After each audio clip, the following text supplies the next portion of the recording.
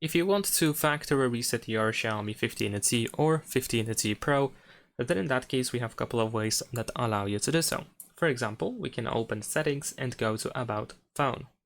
In here we should be able to find the factory reset option, and if you select it, we have the summary of everything that will be removed. And of course you should make a backup of everything that you don't want to lose in the process. So if you tap on Erase All Data, your phone will ask you if you want to create a backup by using your computer or Xiaomi Cloud, for example. And you can of course do that, or you can just straight up go to factory reset, and then also you can decide if you want to clear eSIM data or not.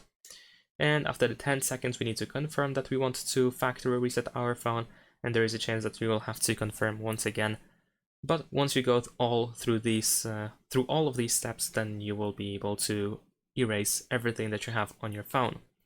Now, besides using settings, we can also use the recovery mode, And in order to go to the recovery mode, first we need to turn off our phone. So I'm gonna use the power button and volume up button in order to open the power menu. There we go. And we're gonna slide up in order to power off the phone.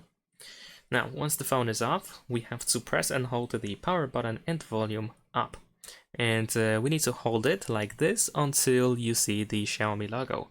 And once you see the Xiaomi logo, you just want to hold volume up only.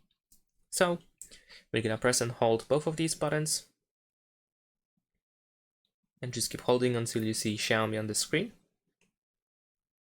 There we go. Now we can release the power button and only hold volume up.